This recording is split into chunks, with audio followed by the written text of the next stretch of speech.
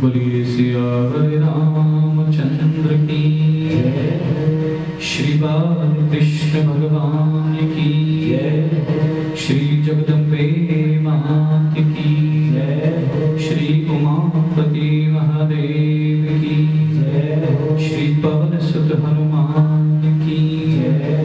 पूज्यपाद गोस्वामी तुलसीदास जी महाराज की जय। ओम हर हर हर महादेव।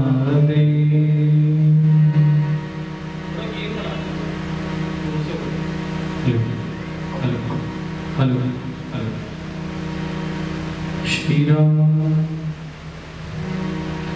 अनंत कोटि ब्रह्मांड नायक अकारण करुणा वरुणालय भगवान श्री राघव जी के चरणों में प्रणाम। भूत भाव शिव जी एवं श्री हनुमान जी महाराज के चरणों में साष्टांग दंडवत। परम अंबिका मां भगवती जगदम्बे मां के चरणों में बारंबार वंदन। और कली पावन अवतार पूज्यपाद गोस्वामी तुलसीदास जी महाराज के चरणों में बारंबार वंदन।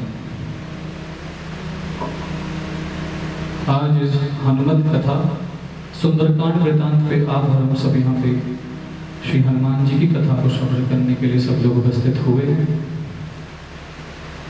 आज ये जीवन की मेरी पहली कथा है और श्री राम जी के चरणों में और परमार्थ पथ पे चलने का पहला कदम है। पूज्य गुरुदेव भगवान पूज्य श्री राजन जी महाराज की श्रीमुख से सुनी हुई कथा और उनके मार्गदर्शन से प्राप्त हुए विज्ञान के अनुसार मैं आप सभी को श्री रामचरितमानस एवं श्री सुंदरकांड के मार्मिक प्रसंगों को आप तक पहुंचाने का प्रयत्न करूंगा।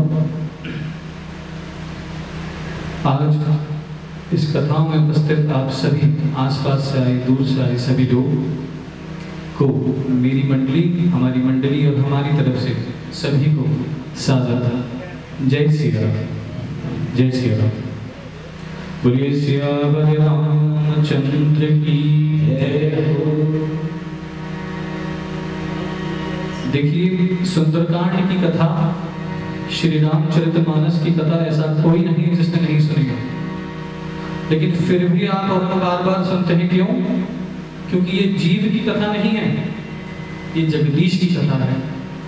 और हमारे महाराज श्री कहते हैं कि जीव की कथा और जगदीश की कथा का मूल अंतर यह है कि जब भी हम किसी जीव की कथा को सुनते हैं तो एक बार सुनने के बाद उसे दोबारा सुनना पसंद नहीं करेंगे, लेकिन जब जगदीश की कथा हम सुनते हैं श्री रामचरितमानस श्रीमद् भागवत या सुंदरकांड, तो जब हम उसे सुनते हैं तो हमारी रुचि उस सुनने के लिए बार बार बढ़ती जाती है।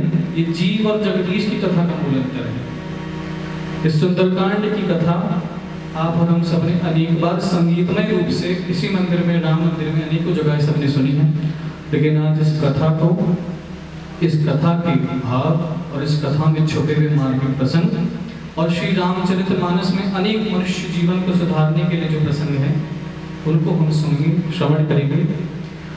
मेरा बड़ा सौभाग्य कि मैं पूज्य श्री महाराज श्री के चरणों में मेरी गति हुई और मुझे उनका मार्गदर्शन प्राप्त हुआ। आज इस कथा को करने का मूल उद्देश्य यह है कि हम लोग सुंदरकांड, हनुमान जी और श्री रामचरितमानस के मार्मिक प्रसंगों को जानें।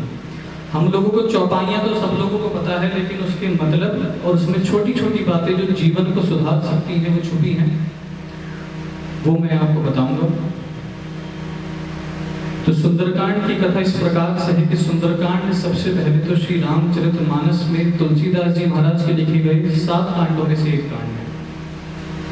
पूज्यपाद गोस्वामी तुलसीदास जी महाराज ने श्री रामचरितमानस लिखी और उसमें 7 कांड बाबा ने लिखे।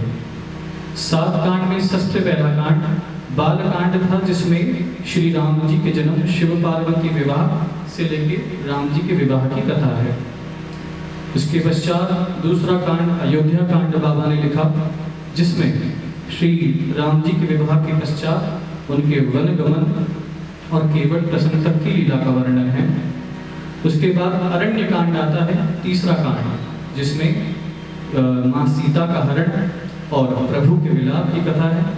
उसके बाद किष्किंधा कांड आता है, जहाँ पे प्रभु राम और हनुमान जी का मिलन हुआ, प्रभु की सुग्रीव से मित्रता हुई और उसके पश्चात पंचम सोपान श्री सुंदरकांड। सुंदरकांड की कथा, हनुमान जी जब माँ सीता का पता लगाने लंका को जाते हैं, वहां से लेकर समुद्र पर सेतु बनाने की तैयारी तक की कथा है।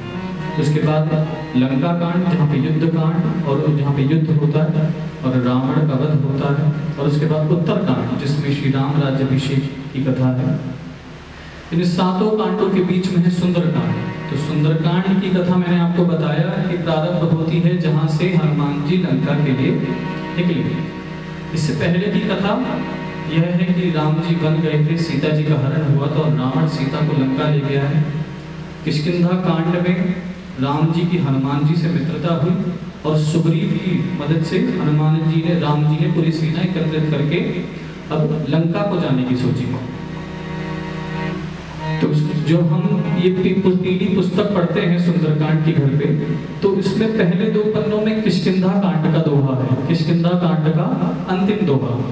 तो कथा सुंदरकांड की यहीं से प्रारंभ है। क्यों? क्योंकि यहाँ पे हनुमान जी को बल की याद दिलाई जाती है जामवंत जी द्वारा। तो मैं इस कथा को थोड़ा और पहले से शुरू करूंगा, जहाँ पर राम जी ने सेना को एकत्रित किया है सुग्रीव के आदेशों पर, और सुग्रीव ने सेना को आदेश दिया है कि आप सभी वानर सीता जी की खोज में जाएं।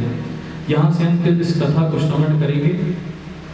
तो यहाँ पर सुग्रीव ने सर्वप्रथम सभी वानरों को आदेश दिया। क्या आदेश दिया? कि सभी ने चारों दिशाओं में जाना है, उत्तर पश्चिम पूर्व दक्षिण सभी दिशाओं में जाना है, सीता जी का पता लगाना है और 1 महीने के अंदर वापस आना है। सुग्रीव ने दंड विधान तय किया यहाँ पे। क्या दंड विधान? कि जो कार्य पूर्ण करके नहीं आएगा उसको मृत्यु दंड प्राप्त होगा। तो सभी छोटी छोटी टुकड़ियां उत्तर पूर्व और पश्चिम की ओर गई, और जो मुख्य सैनिक थे, जो मुख्य सेनापति थे, जैसे कि हनुमान जी, जामवंत जी और अन्य वानर जो शक्तिशाली वानर थे, उनको सुग्रीव ने दक्षिण दिशा की ओर भेजा। दक्षिण दिशा की ओर भेजने के बाद सुग्रीव ने हनुमान जी और जामवंत जी से भी यही कहा। क्या कहा? कि 1 महीने में वापस आना है और सीता जी का पता लगाकर आना है, अन्यथा मृत्यु दंड प्राप्त होगा। अब जब यहाँ पे मृत्यु दंड की बात आई तो जामवंत जी सोचे कि सुग्रीव जी हमें मृत्यु दंड देंगे, लेकिन आप लोग समझिएगा, सुग्रीव ने सभी वानरों को पूर्व पश्चिम और उत्तर भेजा, जबकि सुग्रीव जानता है कि सीता जी दक्षिण दिशा को गई थी। सुग्रीव के निवास के ऊपर से ही रथ गया था। तो सुग्रीव ने बाकी वानरों को क्यों भेजा? उत्तर पूर्व पश्चिम क्यों भेजा? सुग्रीव ने इसलिए भेजा कि खाली छोटे मोटे वानर थे, खाली पड़े रहेंगे तो उत्पात मचाएंगे, इनको कौन संभालेगा। तो सुग्रीव ने मुख्य सेना हनुमान जी, अंगद, नल, नील, सठ, निसठ, द्विविध, मयंक और जामवंत जी को दक्षिण दिशा की ओर भेजा। सभी लोग एक एक करके गए और सबसे अंत में हनुमान जी महाराज पहुंचे राम जी के पास। अब आप लोग सोचिए कि हनुमान जी महाराज अंत में क्यों आए? अगर हमसे प्रभु कोई कार्य करने को कहेंगे तो हम पहले जाएंगे कि बाद में जाएंगे? पहले जाएंगे, बाद में जाएंगे? पहले जाएंगे ना। लेकिन हनुमान जी बाद में गए। क्यों गए? हनुमान जी का मन नहीं थे जाने का? नहीं। देखिए यहाँ पे भाव समझिएगा। पाछी पवन तनय सिरुनावा, पाछी पवन तनय सिरुनावा। सबसे अंतिम पे हनुमान जी ने प्रणाम किया। सारी सेना आगे बढ़ चुकी थी, लेकिन क्यों? देखिए, पहले तो राम जी भी जानते हैं कि भले ही जा सब रहे हैं, लेकिन कार्य किसको पूर्ण करना है? हनुमान जी को। यहाँ पे दर्शन करिएगा आप कि जो स्वामी होता है ना, स्वामी, उसको अपने हर एक सेवक की शक्तियों का पता रहता है कि कौन सा कार्य कर सकता है, कौन सा कार्य नहीं कर सकता है। और हनुमान जी के पीछे जाने का भाव यह है, महाराज श्री कहते हैं कि हनुमान जी पीछे से इसलिए गए कि कहीं अगर आगे वानर अपने कदम पीछे बढ़ाने की भी सोचेंगे तो मैं पीछे से बल के रूप में रहूंगा, पीछे से मैं खड़ा रहूंगा, कहीं वानर वापस आने का मन ना बना ले। अब सभी वानर दक्षिण दिशा की ओर बढ़े और घना वन था, वन में वानर पहुंचे तो वहां पे एक तपस्विनी जी मिली जिनका नाम था स्वयं प्रभा जी। स्वयं प्रभा जी वहां पर मिली और स्वयं प्रभा जी ने अपनी योग शक्ति से सभी वानरों को समुद्र के किनारे पहुंचाया। सभी समुद्र के किनारे पहुंचे। अब जब सब समुद्र के किनारे पहुंचे तो अंगद जी देखे कि पार विशाल समुद्र है, कितना समुद्र जिसका कोई अंत नहीं। अब अंगद जी बोले कि जामवंत जी अब अगर हम आगे जाएंगे तो भी मृत्यु है, अब हम वापस जाते हैं तो सुग्रीव ने मृत्यु दंड तय किया है। तो सुग्रीव ने कहा हम लोग यहीं पर प्राणों को त्याग करेंगे। लेकिन जामवंत जी ने समझाया कि ये प्रभु का काज है, इसमें कोई ना कोई माध्यम जरूर होगा। अब जब कोई माध्यम बना तो संपाति जी जो कि जटायु जी के बड़े भाई थे वो आए, उन्होंने सभी को मार्गदर्शन कराया और बताया। अब यहाँ से कथा प्रारंभ होती है सुंदरकांड की और किष्किंधा के अंतिम दोहे की। अब ध्यान से सुनिएगा। संपाति जी ने बताया कि लंका में जाके सीता जी का पता वही लगा सकता है जो एक बार में 100 योजन की दूरी तय कर ले, दूसरा उसमें बुद्धि भी अति हो, उसमें बल और बुद्धि दोनों होना आवश्यक है। संपाति जी गए। अब यहाँ से कथा प्रारंभ होती है, मूल कथा। यहाँ पे सभी वानरों में डिस्कशन चल रहा है, चर्चा चल रही है कि कौन सा वानर जाए। अब आप लोग सोचिए 100 योजन यानी 1 योजन यानी 12 किलोमीटर, तो 100 योजन यानी 1200 किलोमीटर। अब वो ही वानर जा सकता है जो 1200 किलोमीटर की दूरी तय करे एक बार में।